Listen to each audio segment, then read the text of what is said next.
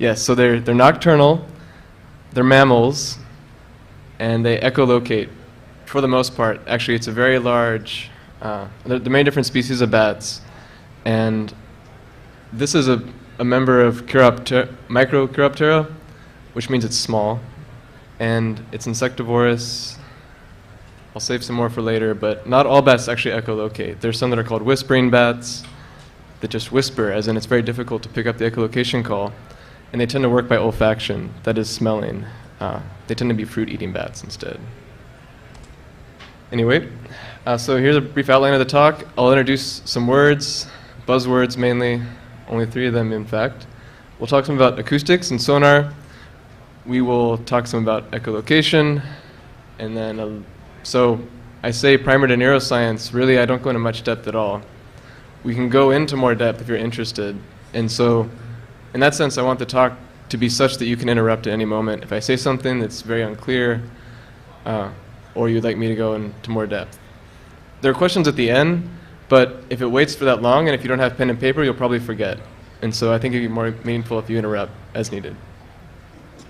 So reversing biological systems, that's the theme, actually. I don't have slides to that end, but we'll talk a bit more as I go. It's sort of a pervasive aura of the presentation. And then I'll talk some about studying the sonar beam of bats. Cute words. So, has everyone seen these words before? Yeah, biomimetic. So the idea with biomimetic is that there's something that mimics a biological system, even at the cost of some suboptimality of the system. So to be clear, optimality is defined with respect to some criterion. For example, we want to minimize power consumption, we want to minimize weight, or we want to maximize flight time, a variety of parameters, and so you optimize with respect to those. Biomimetic doesn't seek to do that, it seeks to mimic the biological system. An example project is the robotic Samara.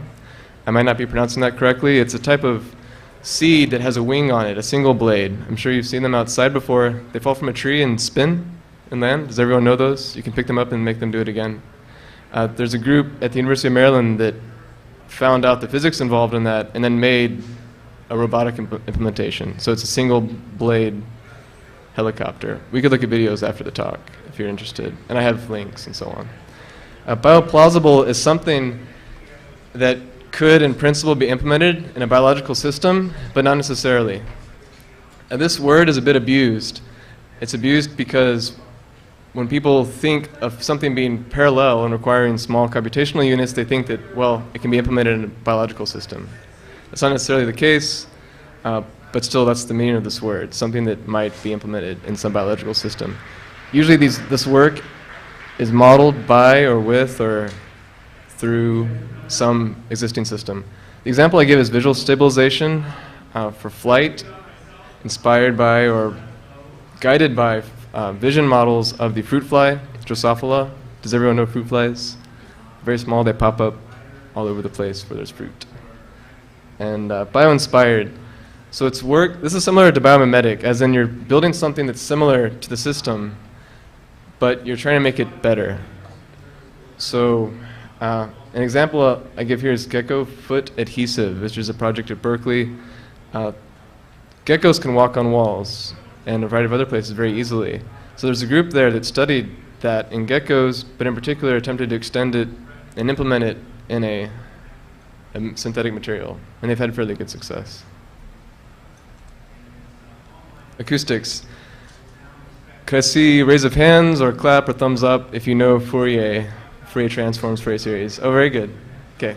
So the basic idea, for those who don't, is you're given some signal or some waveform, and you want to express it in terms of sinusoids. A sinusoid, and so I don't have a laser pointer, so I'm going to use the mouse, which doesn't show up. So the top row, so our reference, the signal that we want to describe is this blue rectangle wave. You can begin by finding a sinusoid of a particular frequency, a low frequency, that's very similar to it. Of course, that's a fairly poor approximation. We can add another sinusoid, which is the next row, and we get a little better. And you can continue to add sinusoids until you get a very good approximation to the signal.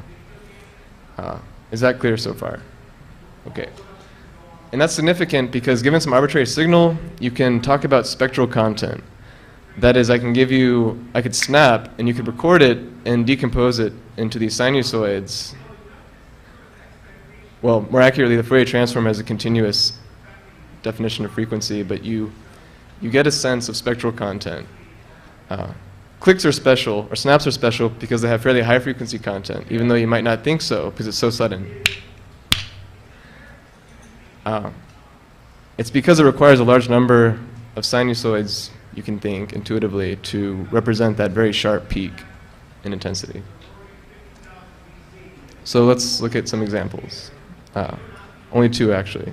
This is a sinusoid, a tone frequency. It's 100 hertz. The equation at the top, so sine 2 times pi times t, which is time, times 100, which gives us the 100 hertz.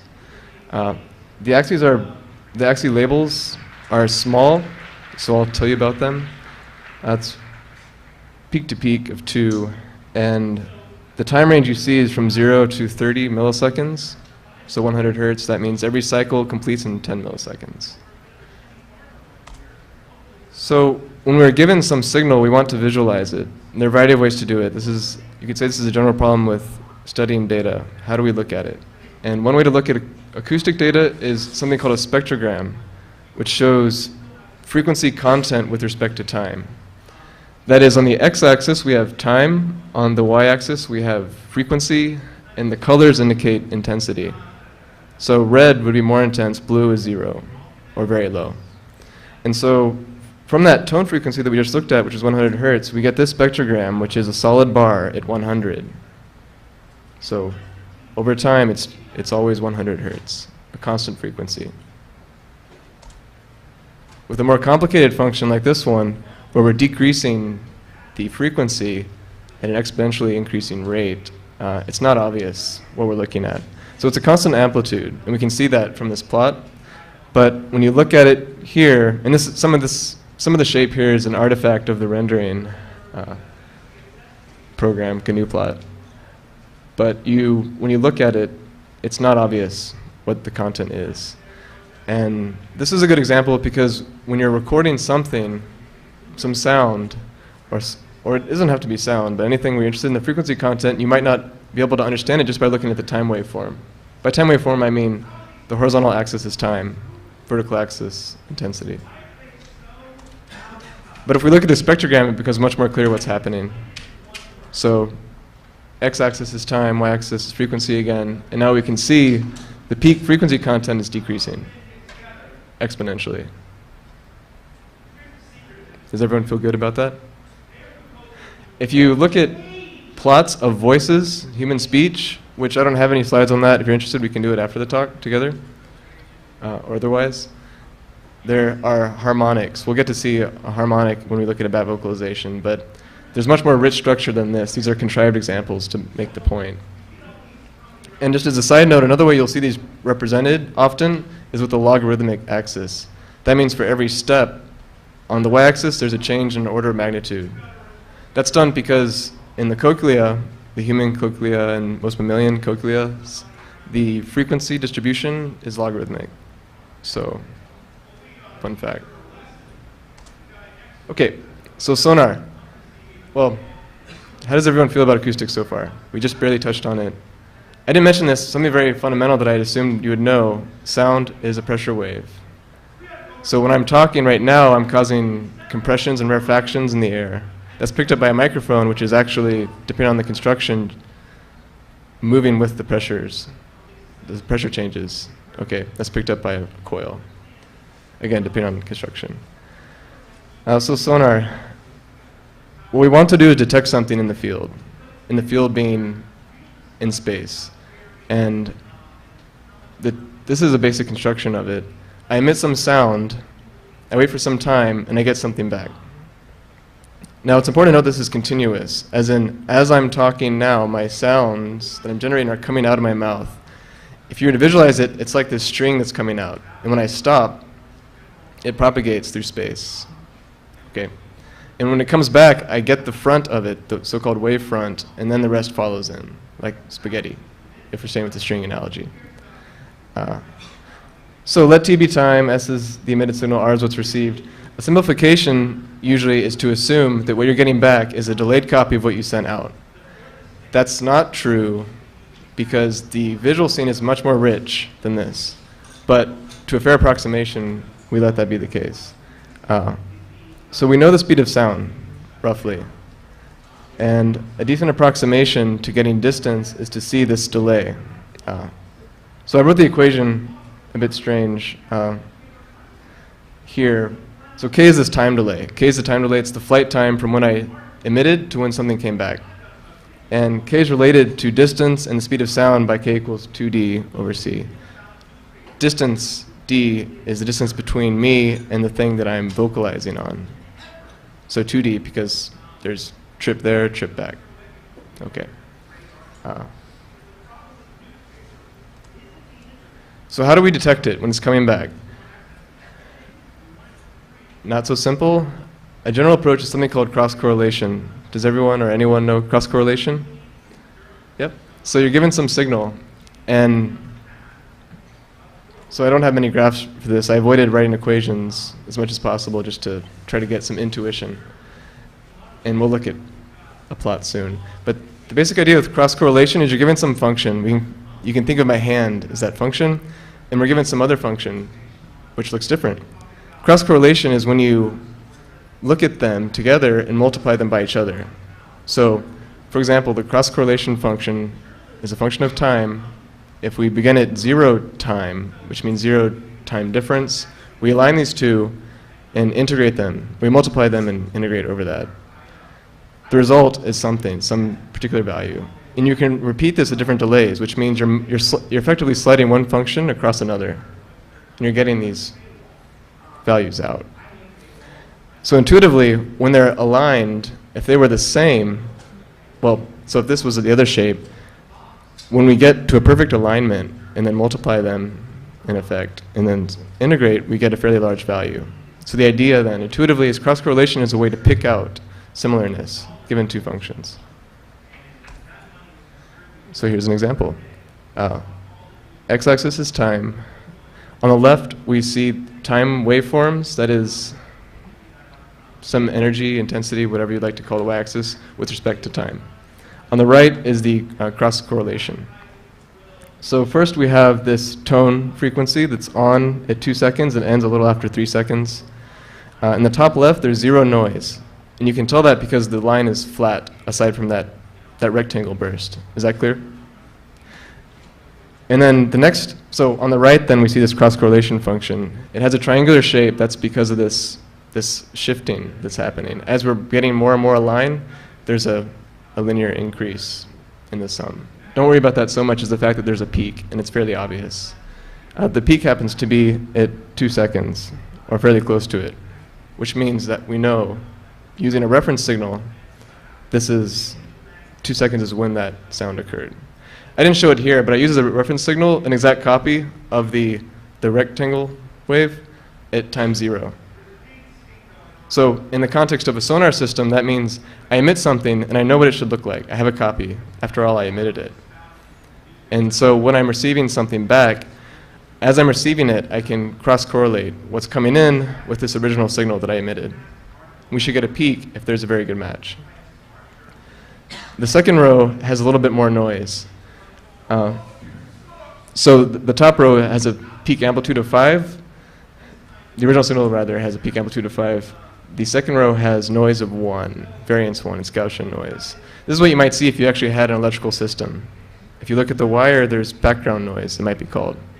So you can still just visually see the rectangle. And if we look on the right, the cross-correlation shows the result, and we see the peak again. However, for the last example, there's variance of 10 in the noise, which means it's very difficult. As in, when you look at this visually, I suspect you cannot see the rectangle wave itself. If you can, you should interrupt me. But on the right, the cross-correlation is fairly clear. This is a contrived example because we're assuming Gaussian noise, which means it's 0 mean. It's fairly straightforward to get rid of when you're averaging. But I think the point still stands. You can pull out a signal out of what just looks like background noise. That's important from a sonar viewpoint because when I emit something, it has spreading loss. So you can think of two primary sources of loss. There's spreading loss, which means I emit something at a point and it spreads outward. So spreading loss. Atmospheric attenuation has to do with absorption of the sound by the air, and it's frequency dependent. So sonar is not just distance, we're also interested in direction. As a human, we have our ears, right? And we have two of them. And it's not enough to have two ears, we also have this structure around the ears, and that's called a pinna. I might be pronouncing it incorrectly, but that's the word. At least that's how it's spelled on the slide. Does anyone know what a head-related transfer function is? So I'll try to build some intuition. When there's a sound, so if I snap, right? When I do this at different points in space, what's received, you can't hear it, so I'm not going to do it that way, but when it's received in my eardrum, it changes, actually, depending on where it came from. You can measure this precisely and get what's called a head-related transfer function, which is a function, essentially, that given some point in space, and so by that, I mean there's azimuth and elevation. Given some point and the sound, I know what it looks like when it hits my eardrum. It turns out you can measure this for a person, and you can actually develop software that accounts for it, and so you can get surround sound even better with just two headphones. But you might wonder, and this is just a side note, why didn't that happen? Why do we have surround sound systems? Why is there not a big market for HRTFs? The answer is, it depends on you, what your HRTF is. If you have lots of piercings in your ear, it's going to be different for you.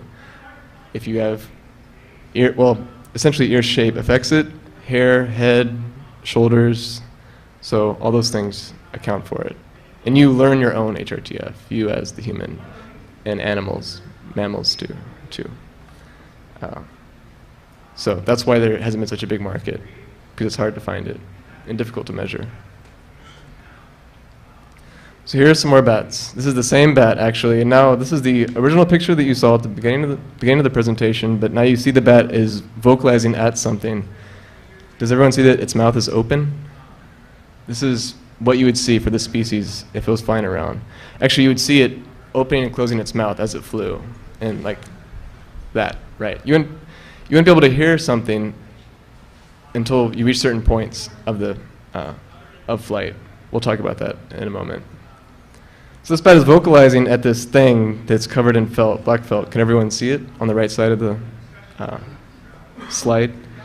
It was trained to do that for an experiment. And so now this is just a for fun photo of it doing it. Now it's flying over it. It's looking also there. I'll take this moment to say, for those who don't know, bats' wings are their hands. In fact, Chiroptera, and my biology is weak, but I believe that means family, or that's the family organization for them, means wing hand. And in this photo, you can see the bat's hand fairly clearly. As in, you can see, I'll try to make my arm look like it. There's the elbow up to the hand. You can see the thumb, which you don't see any photos of this here. I can show you them after the talk. That's used by the bat to grip on things when it's walking or doing other tasks. And then the wings, of course, are built up by the digits extending out. And so the bat is not trying to have sex with this. It is trying to scoop up what it was trained to think of as a target. This bat has a tail membrane. Can everyone see the tail membrane? It should be more obvious in this photo. In the bottom left, you can see the bat's foot, the feet are surprisingly small, don't have much function in this species. And there's a tail, and there's skin in between. When this bat catches an insect, it's often the case that it's difficult to catch an insect in its mouth because its mouth is so small. So it catches insects by hitting them with the wings or scooping them up with the tail. In this case, it's trying to scoop up the target, which is why it's making that motion. So now I'll show you a brief video. In experimental context, when you want to study something, you want it to be controlled. You want to control for variation. And for bats, we have a room, we as in at this lab in Maryland, where the walls have padding to reduce echo, fairly standard issue and for anyone who's doing acoustics work. We also have a video tracking system to track the position of the bat. That is, we need to know with fairly high resolution where the bat is in space as it's flying at any moment in time.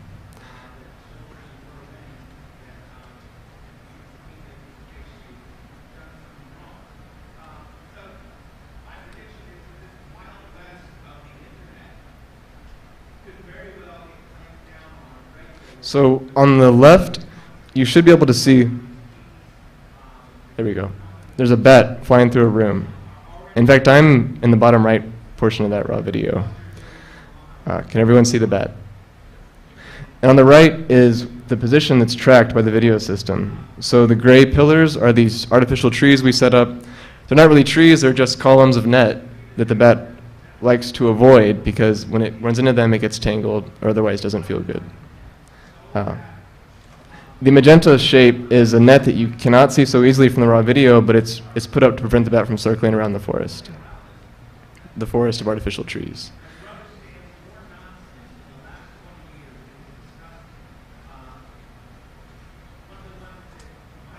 So when we have this position information, then we can ask questions about what's happening at that point in space. That is, where the emitter is, that is the bat, as it's flying. This is an example vocalization by the bat, an echolocation call. We say it's an echolocation call as opposed to a social call because it's in a room with no other bats. This is the time waveform. That is, x-axis is time, horizontal axis is intensity measured at a microphone on the floor. So when you look at this, you might try to make statements about the structure, but it's very difficult to, I claim. So here's a spectrogram of it. And now we can see the structure that was in that was not so obvious.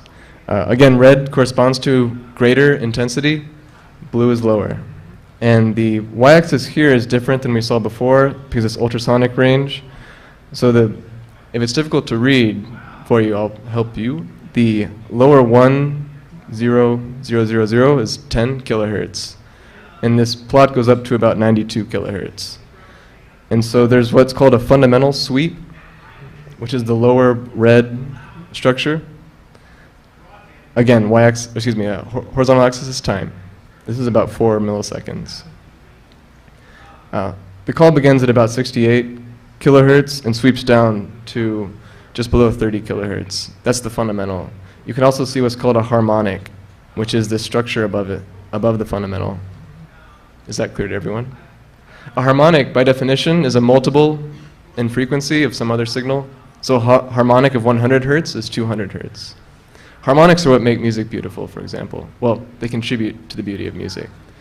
Tone frequencies are not so pleasant to hear. Anyway, this bed has a sweep. It's called a frequency sweep or a chirp.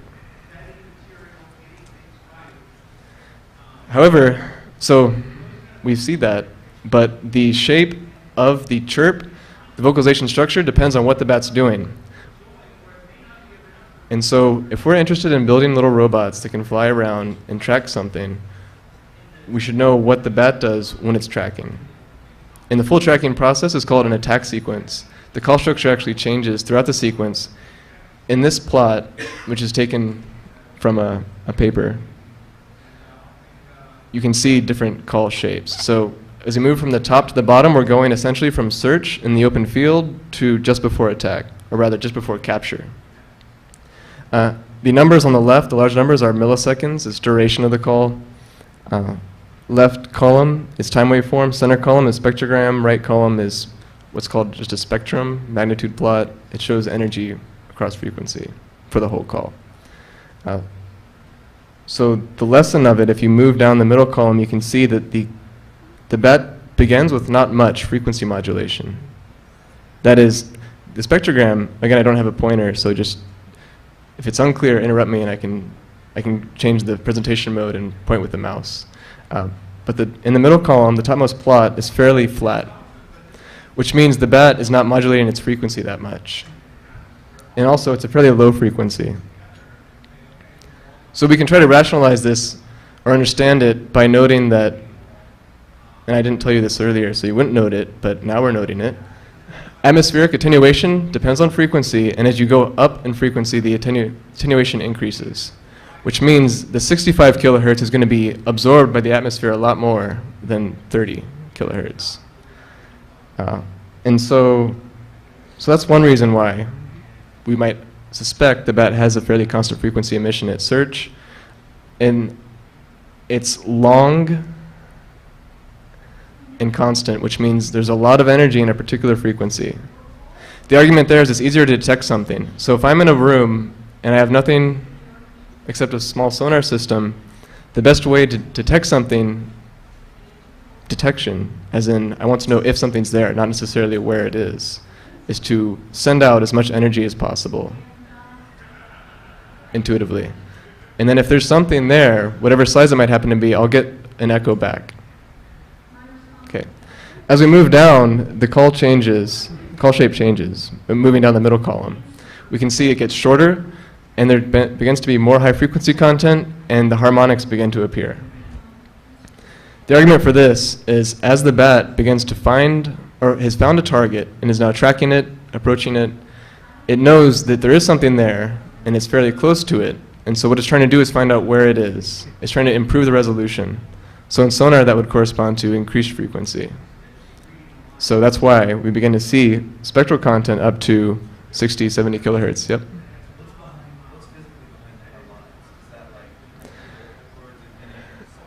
No, so interesting question, but the bat vocal structure is very similar, if not the same, as ours in basic structure. The harmonic, I don't know.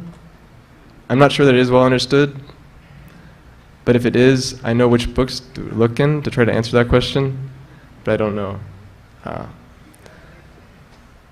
Because there are actually species of bats that can focus or defocus energy in different harmonics, so there might be something more. In this species, though, to my knowledge, they don't have that control.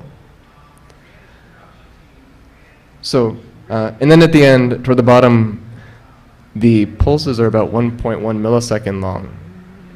So that is to say, to give you some intuition, a 1 kilohertz tone has a period of 1 millisecond.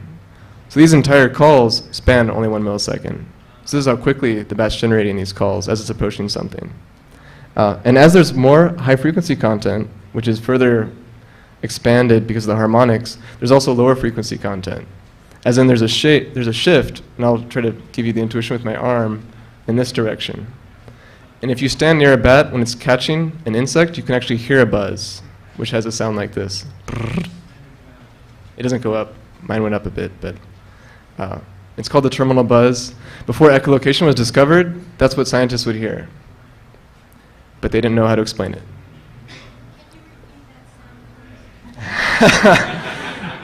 Well, we'll get to hear a recording that's slowed down by a factor of 10. Yeah. We'll look at the recording in a bit. A few more slides. So neuroscience. We're not going to talk much about it, but the science of the nervous system. Bats are mammals, which means in many respects they're similar to us, which is why they're such an interesting model. Well, that's part of the reason why. They're similar, but they can fly. They echolocate. In fact, their primary system is audition. That is, whereas we in primates are vision heavy, and we have lots of parts of our nervous system that have visual responses, bats are different in that they have acoustic responses. But so more generally, what I come across, at least insofar as open source hardware and in the hacker community, there's more of a fixation on EEG and non-invasive techniques, which is understandable because in humans you generally cannot be invasive for recordings. By invasive I mean if I stick a wire in someone's head, that's invasive. But if I put a pad over the scalp, EEG, MEG, that's not invasive. The problem with these, what I call population recordings, is that you're picking up the activity of an extremely large number of neurons. And it isn't clear that that's the level at which computation happens. And most significant results in neuroscience happen in animals where you actually do these invasive recordings. As a side note, you can actually have invasive recordings in humans typically in the context of epileptic patients who are having something done anyway, if we're trying to localize a source or what might be the start of a seizure, in some cases you can get these patients to agree to have electrical recordings done while you're doing this surgery. So there is, interestingly, that data. So there's much more. The main message of this is that there's much more than these population recordings that are external to the body. You can look at extracellular activity, which means you have a wire or some other type of electrode in the in the nerve tissue, in the brain tissue rather, and it's near neurons, and the neurons are spiking. And you can pick up on it. How many people know what a neuron is, or at least have had sketches of explanations? Yep, sketches of explanations, maybe. Well, the basic idea, I'm going to touch on it for those who don't know. Your nervous system has a lot of neurons. It also has other things in it called glial cells that support the neurons and other stuff. But neurons we tend to think that neurons are the seat of computation. If we're ever going to find consciousness or other magical words like that, there will be somewhere in the neurons and their structure. Neurons are typically organized by a soma, a body, which has the nucleus, classic cell structure, animal cell structure. Dendrites. So in the top left of this figure, you can see a lot of things webbing out. And those are called the dendrites. They receive input from other neurons. And again, I'm speaking at a high level.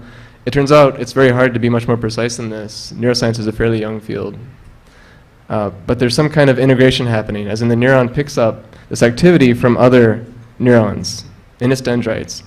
If you look in this figure, the soma has a purplish color. Now, this isn't made to be biologically correct. It's just done, the color scheme is done to be more clear. Attached to the dendrites, you can see these bluish purple things. Those are axons from other neurons. And so this neuron has an axon that comes out. It's covered by that orange material.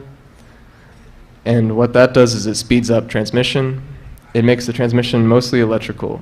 We can talk more about that in a moment.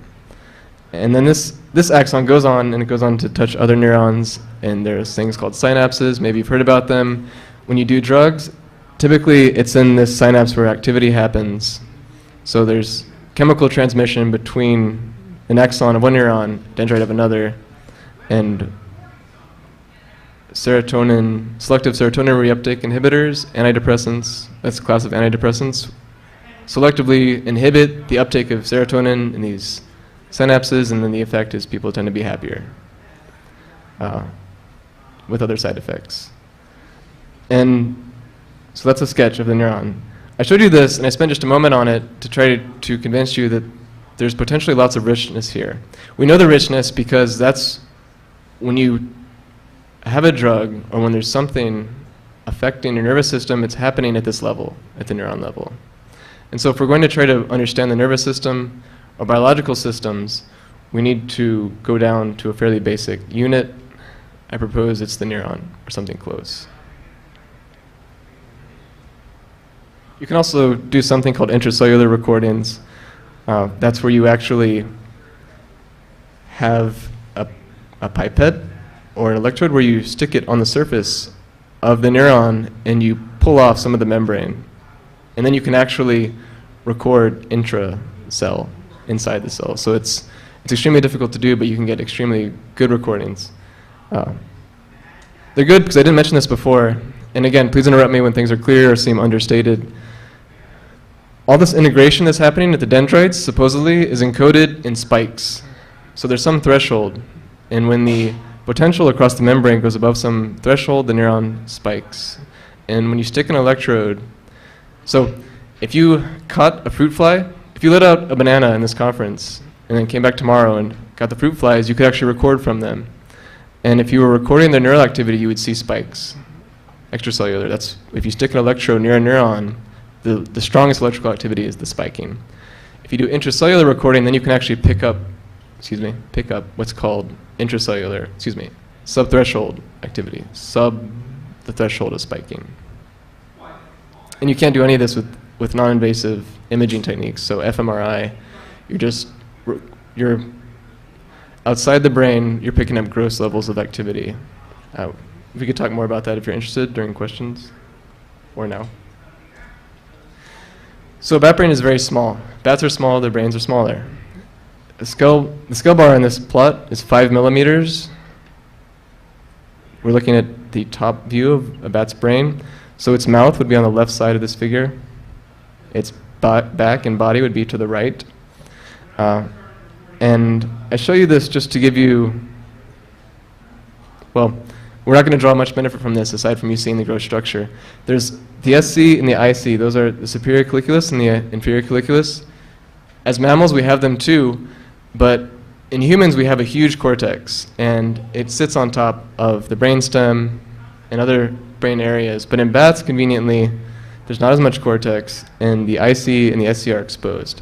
I mention those because they have fairly interesting behavior. For example, you can find neurons in IC that are what are called echo delay tuned.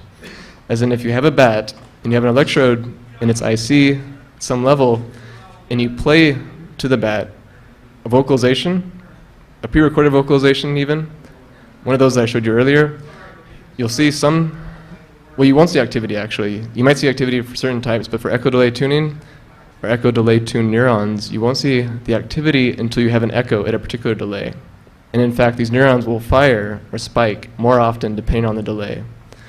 And this is interesting because already we see some manifestation of range measurement. As in, if you had a population of these neurons that are delayed to echo, tuned to echo delay, you could find out or measure which ones are firing and get some sense of distance. Is that clear, that basic process? And you can also find neurons that are selective to azimuth and elevation, that is direction. And so when you combine them all, you already have a spatial view, acoustic spatial view.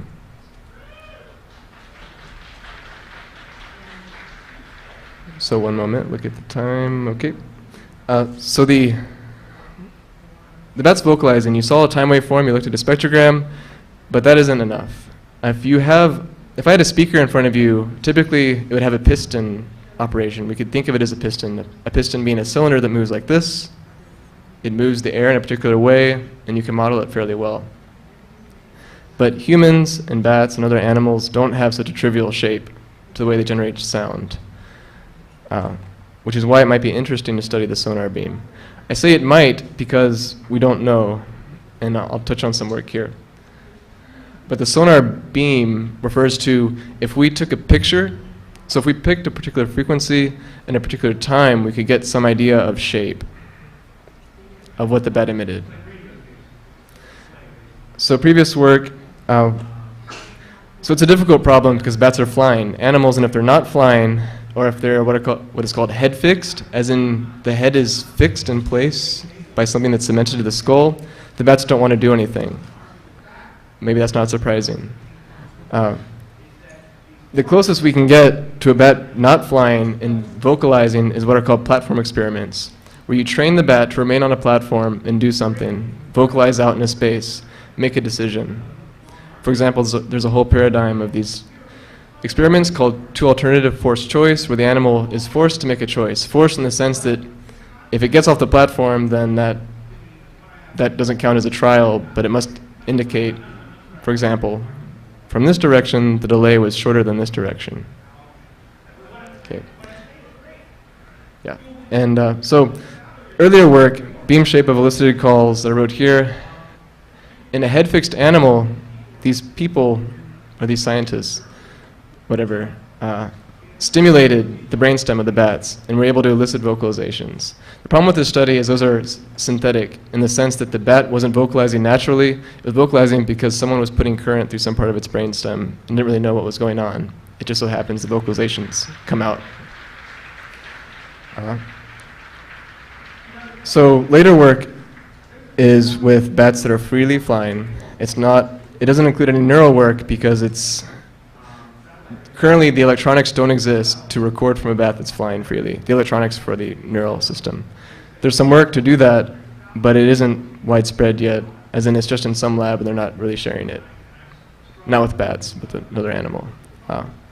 And so, anyway, this earlier work, so for example, In an array I'll talk about in a moment, a previous researcher found that there are two lobes. So if I put a piston in space and I'm emitting a tone from it, it has a typical structure of one big lobe. And this is what you would see with ultrasonic rangefinder, for example, simple sonar devices that have this piston shape. And there'll be side lobes, but they're small. But this person found for the bat, when it's vocalizing, it has the forward beam. These were fairly gross measurements. There wasn't much precision in the shape, but there's a gross beam, and there's one that comes downward. So from a side view, that means when I vocalize out, there's a primary beam, and there's one below, aimed downward. And so then we might ask, why does the bat have that? And the simple answer is we don't know. One idea might be that the bat can use it when it vocalizes to both vocalize ahead for tracking insects or targets, and it can use the slower sound to get more energy to come from the floor or the ground to get a sense of altitude. And there's other work involving tracking. So when you have the arrays set up that we'll talk about in a moment, you can look where the most energy is directed in the vocalizations and get a sense of where the bat's looking. Again, that'll be more clear in a moment. And I'll skip the last off-axis aim.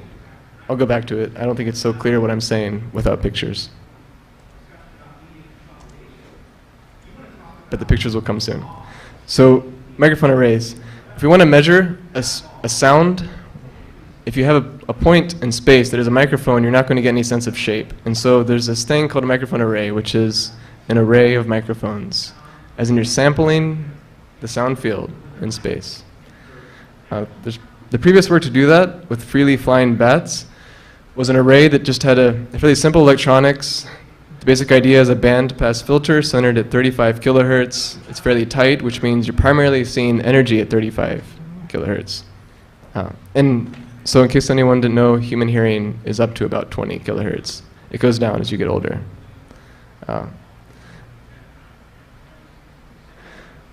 And so with this work, or with that array, which is one of the first, if not the first, for bats, that's how this researcher showed that there are these two lobes, and you're able to study tracking now, because you get, when you construct a horizontal array, so if I'm sketching out a room and you're looking down on it, a horizontal array means that microphones go around the room. And when a bat's flying around the room, you can see which direction the bat's vocalizing. And I'm going to skip ahead to show you the video just to keep everyone interested.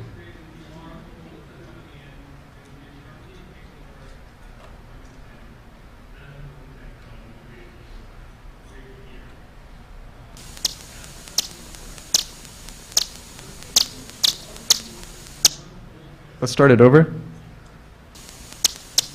Or not. Let's wait till the end and then go again. So there's a bat moving through this field. We're looking down on a room. The large circles with black dots in the center are those artificial trees that I showed you before. The magenta line is that net that prevents the bat from circling around the forest. Since we're looking down on it, it just looks like a line, but again, it's a sheet. And the blue circles that are around the perimeter are the microphones in this array. And so the blue trace, if you didn't guess it already, is the bat's flight path. The blue circle is where the bat is at the moment. This video is shown at a rate that's a factor of 10 lower than what actually happened. Good. The greenish diamond is where the microphone is on the floor that's used as a reference.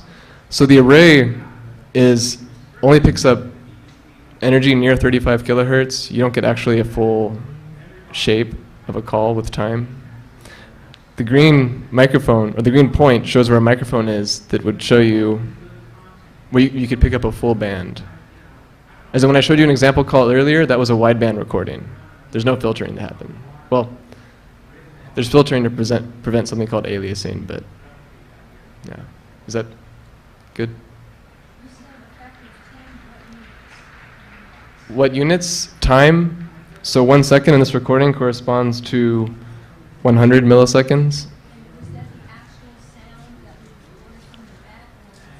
It is the actual sound. And so when you slow it down by a factor of 10, then all the frequencies effectively shift down. You can see this effect if you play back a tape at a higher rate, everyone sounds like chipmunks. If you play it back slower, people sound like something deep. How big is the room? That's a good. So I could look it up. I'm going to say on the order of 4 meters, 5 meters. That's a good point, because when you look at this, you don't have a sense of scale. So the bats are small. I said they can't carry electronics earlier. I didn't tell you how much they weigh or how big they are. This species is about 15 grams typically. Grams. You could crush it in your hand. You shouldn't do that. But you can hold it in your hand. So what in the experimental work, when you hold a bat, you can cup the entire bat in your hand fairly easily. And it's worth noting these are called big brown bats, as in they get smaller. By contrast, there are fruit bats, which are big. There's one called a flying fox, because it's about as big as a fox, but it flies. But they're not in the New England area or in America. So we can get the precise measurements of the room later, but for now, just about 4 or 5 meters each direction. And so each of these chirps corresponds to some vocalization out in the array. Yeah, it's hard to get it to stop on one of the vocalizations here. There's more precise data than this. This is a video for show. But we know the precise vocalization times. We know how much energy was picked up at each of the microphones. And that's why we can get this gradient of color that you saw. So when you look there, you see different levels of darkness. The darker it is, the more energy there was in that direction. And the result is we can see where the bat's looking.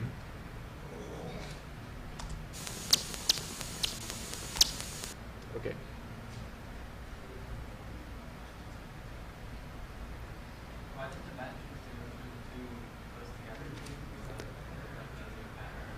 That's a good question.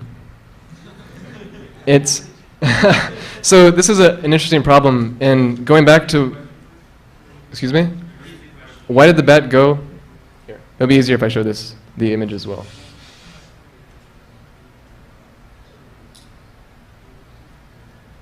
Why did the bat go through these 2 trees? More generally, why does it follow this path? Open question.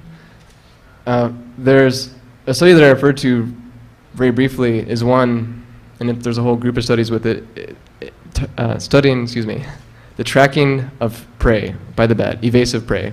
So there was a collection of studies in this lab where there was a praying mantis let loose in the room, and the bat would fly after it and capture it.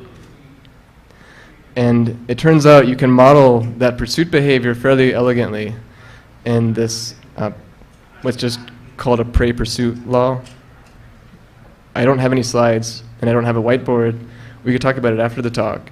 But so in some cases, you can model this behavior fairly well. By model it well, I mean you have some mathematical model of what's happening. It's a sync.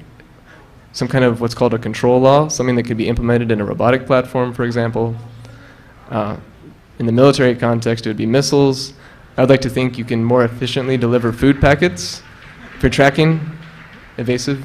I'm not sure why they'd be evasive, but so in some cases you can model the path, and you can explain it well in the sense that this model, this control law, yields some path on simulated data that correlates very well with the experimental data. In this case, this is a collection of data that hasn't been analyzed that much, but it could be. This was one of the first studies in which the bat, so with this particular setup of equipment, with this microphone array, one of the first where the bat's flying through a forest like this. And it's just waiting to be modeled, but we don't know yet why the bat chooses this particular path. This is a general problem in robotics, navigating through an obstacle field, the variety of solutions. Does anyone have that background, robotics, navigation? So, okay, I won't go into those for the sake of time, but okay, so we'll try to wrap up. It's an interesting question, and that's the nature of this work. When you're studying a biological system, you don't know, right? Without trying to go into religion, it's just this system there that exists, and we're trying to understand it. And you're trying to understand it, or I'm trying to understand it for its own sake, but I also think you can gain something. So in the case of that evasive law, that prey pursuit law, there's now a simple control law that can be used to manage some kind of aerial vehicle.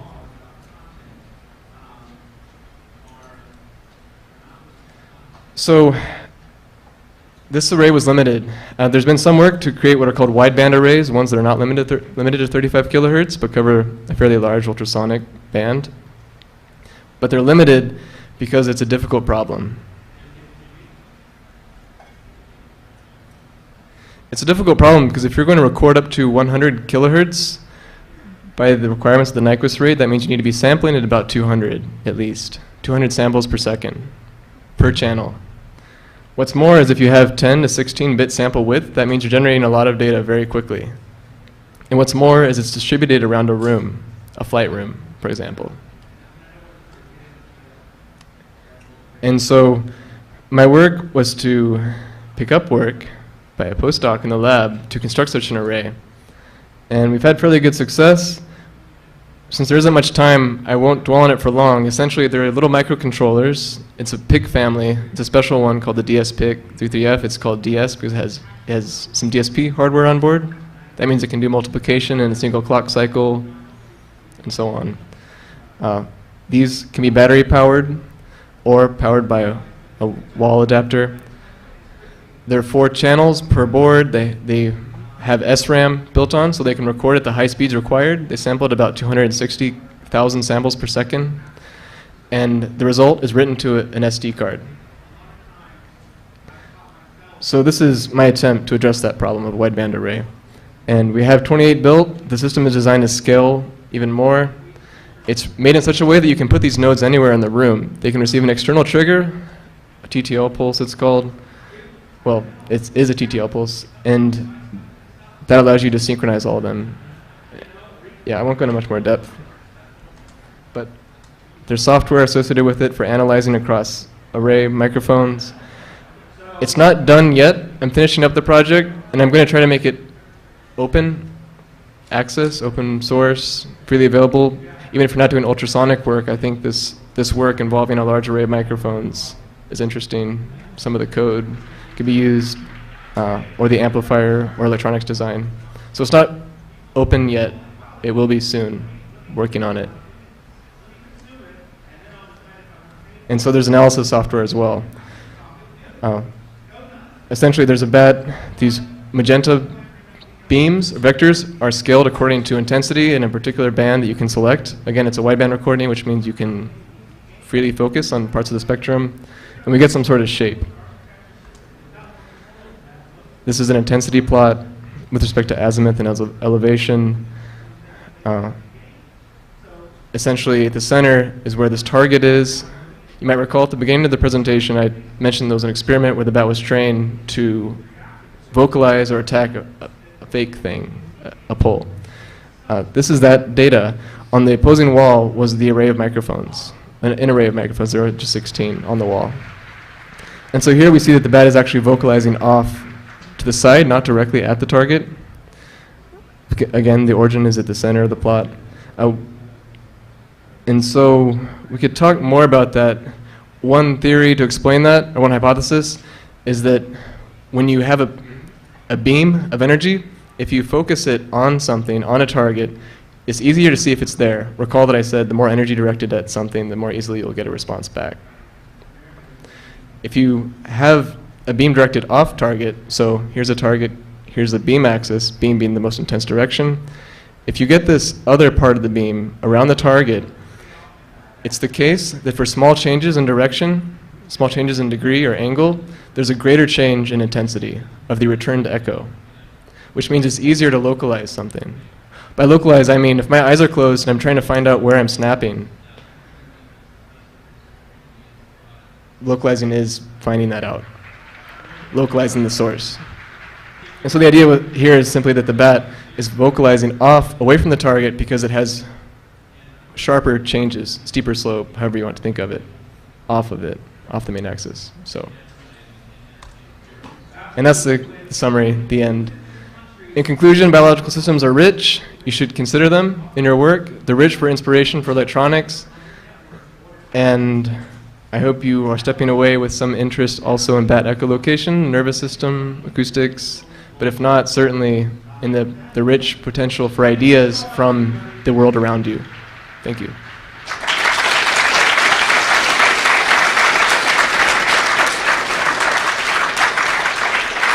And I don't think we have much time, but I welcome questions. If not, just find me anywhere after this. This is normally the time when we'd be wrapping up. The keynote will be next, so there will probably be some movement in terms of screens, and they might want to simulcast in here. So if there's interruptions, there are interruptions, but I think until then, probably you can just take questions. Okay. So, and I can't see because there are bright lights in my eyes, but if you snap, that will be a sign. Let's get the lights back on. Oh, like a... If you could repeat the question, because then the cameras will pick it up. Okay. So, yes?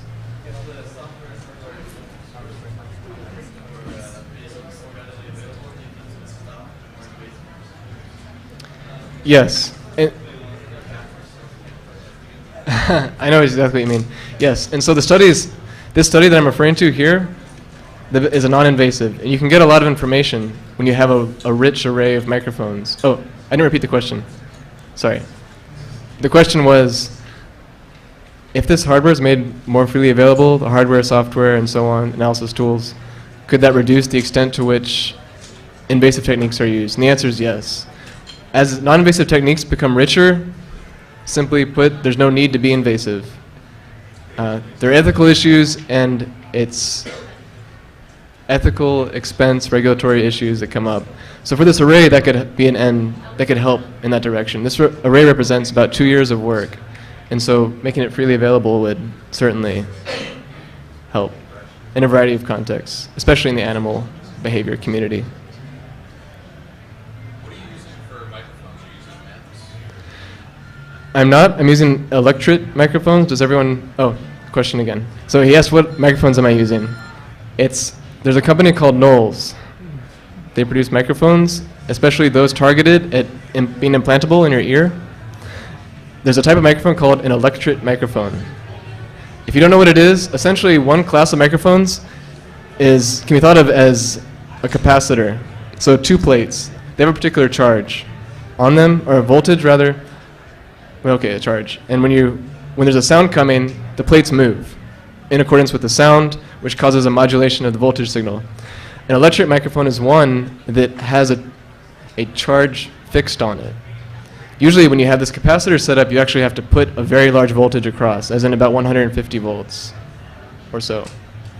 Yeah, so it doesn't work in this context. We use the small implantable in your ear microphones because it makes the array much smaller.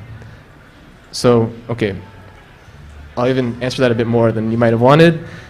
The microcontrollers that I said have 4 microphones coming off, it's actually just a long wire. It's a shielded cable. It goes to a preamplifier board that has the microphone. It's very small. You can just stick it on a wall.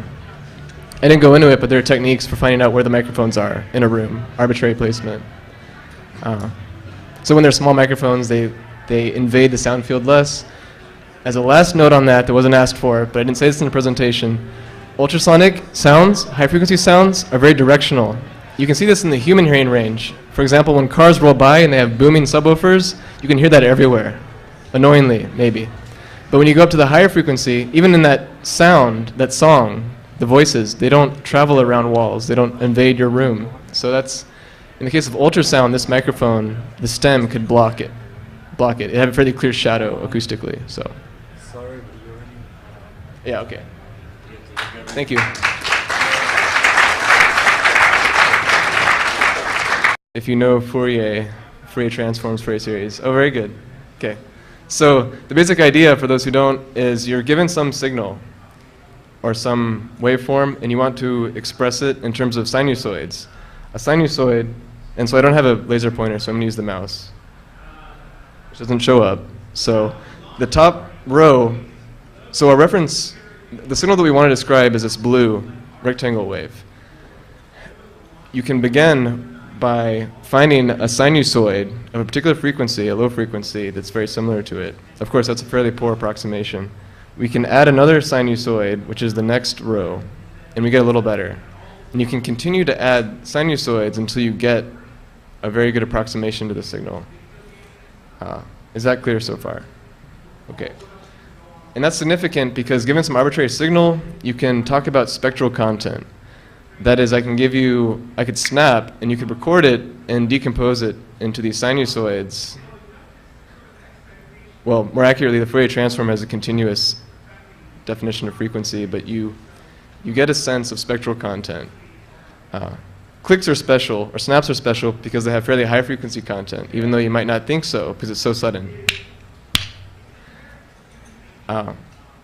It's because it requires a large number of sinusoids, you can think intuitively, to represent that very sharp peak in intensity. So let's look at some examples. Only two, actually. This is a sinusoid, a tone frequency. It's 100 hertz. The equation at the top, so sine 2 times pi times t, which is time, times 100, which gives us the 100 hertz. The axes labels are small, so I'll tell you about them. That's peak to peak of 2, and the time range you see is from 0 to 30 milliseconds. So 100 hertz, that means every cycle completes in 10 milliseconds. Examples to make the point.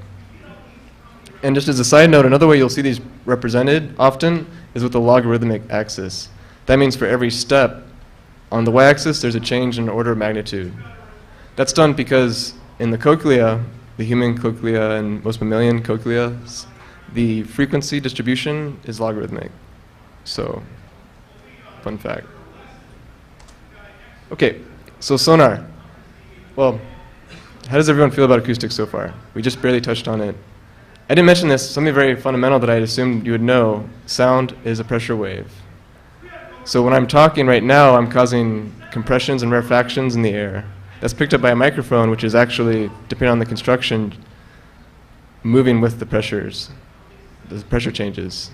Okay, that's picked up by a coil. Again, depending on construction. So sonar. What we want to do is detect something in the field being in space. And this is a basic construction of it. I emit some sound, I wait for some time, and I get something back. Now it's important to note this is continuous, as in, as I'm talking now, my sounds that I'm generating are coming out of my mouth.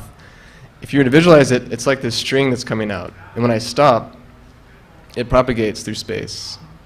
Okay. And when it comes back, I get the front of it, the so-called wave front, and then the rest follows in, like spaghetti, if we're staying with the string analogy. So let t be time, s is the emitted signal, r is what's received. A simplification usually is to assume that what you're getting back is a delayed copy of what you sent out. That's not true because the visual scene is much more rich than this. But to a fair approximation, we let that be the case. So we know the speed of sound, roughly. And a decent approximation to getting distance is to see this delay. So I wrote the equation a bit strange.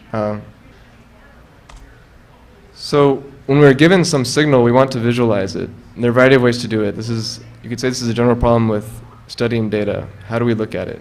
And one way to look at acoustic data is something called a spectrogram, which shows frequency content with respect to time. That is, on the x-axis we have time, on the y-axis we have frequency, and the colors indicate intensity. So red would be more intense, blue is 0, or very low. And so from that tone frequency that we just looked at, which is 100 hertz, we get this spectrogram, which is a solid bar at 100. So over time, it's always 100 hertz, a constant frequency. With a more complicated function like this one, where we're decreasing the frequency at an exponentially increasing rate, it's not obvious what we're looking at. So it's a constant amplitude, and we can see that from this plot. But when you look at it here, and some of the shape here is an artifact of the rendering program, GNU plot. But when you look at it, it's not obvious what the content is. And this is a good example because when you're recording something, some sound, or it doesn't have to be sound, but anything where you're interested in the frequency content, you might not be able to understand it just by looking at the time waveform. By time waveform, I mean the horizontal axis is time, vertical axis, intensity. But if we look at the spectrogram, it becomes much more clear what's happening. So x-axis is time, y-axis is frequency again, and now we can see the peak frequency content is decreasing exponentially. Does everyone feel good about that? If you look at plots of voices, human speech, which I don't have any slides on that. If you're interested, we can do it after the talk together, or otherwise. There are harmonics. We'll get to see a harmonic when we look at a bat vocalization, but there's much more rich structure than this. These are contrived flight time, variety of parameters, and so you optimize with respect to those. Biomimetic doesn't seek to do that. It seeks to mimic the biological system. An example project is the robotic samara. I might not be pronouncing that correctly. It's a type of seed that has a wing on it, a single blade. I'm sure you've seen them outside before. They fall from a tree and spin and land. Does everyone know those? You can pick them up and make them do it again. There's a group at the University of Maryland that found out the physics involved in that and then made a robotic implementation. So it's a single blade helicopter. We could look at videos after the talk if you're interested. And I have links and so on. Bioplausible is something that could in principle be implemented in a biological system, but not necessarily. This word is a bit abused. It's abused because when people think of something being parallel and requiring small computational units, they think that, well, it can be implemented in a biological system. That's not necessarily the case, but still that's the meaning of this word, something that might be implemented in some biological system. Usually this work is modeled by or with or through some existing system. The example I give is visual stabilization for flight, inspired by or guided by vision models of the fruit fly, Drosophila. Does everyone know fruit flies? Very small, they pop up all over the place where there's fruit. And bio-inspired. So it's work, this is similar to biomimetic, as in you're building something that's similar to the system, but you're trying to make it better. So an example I give here is gecko foot adhesive, which is a project at Berkeley. Geckos can walk on walls and a variety of other places very easily. So there's a group there that studied that in geckos, but in particular attempted to extend it and implement it in a synthetic material, and they've had fairly good success. Acoustics. Could I see raise of hands or clap or thumbs up? Yes, so they're nocturnal, they're mammals, and they echolocate for the most part. Actually, it's a very large, there are many different species of bats, and this is a member of Microchiroptera, which means it's small, and it's insectivorous. I'll save some more for later, but not all bats actually echolocate. There's some that are called whispering bats that just whisper, as in it's very difficult to pick up the echolocation call. And they tend to work by olfaction, that is smelling. They tend to be fruit-eating bats instead. Anyway, so here's a brief outline of the talk. I'll introduce some words, buzzwords mainly, only 3 of them in fact. We'll talk some about acoustics and sonar. We will talk some about echolocation, and then so I say primer to neuroscience. Really, I don't go into much depth at all. We can go into more depth if you're interested. And so in that sense, I want the talk to be such that you can interrupt at any moment. If I say something that's very unclear, or you'd like me to go into more depth. There are questions at the end, but if it waits for that long, and if you don't have pen and paper, you'll probably forget. And so I think it'd be more meaningful if you interrupt as needed. So reversing biological systems, that's the theme, actually. I don't have slides to that end, but we'll talk a bit more as I go. It's sort of a pervasive aura of the presentation. And then I'll talk some about studying the sonar beam of bats. Cute words. So, has everyone seen these words before? Yeah, biomimetic. So the idea with biomimetic is that there's something that mimics a biological system, even at the cost of some suboptimality of the system. So to be clear, optimality is defined with respect to some criterion. For example, we want to minimize power consumption, we want to minimize weight, or we want to maximize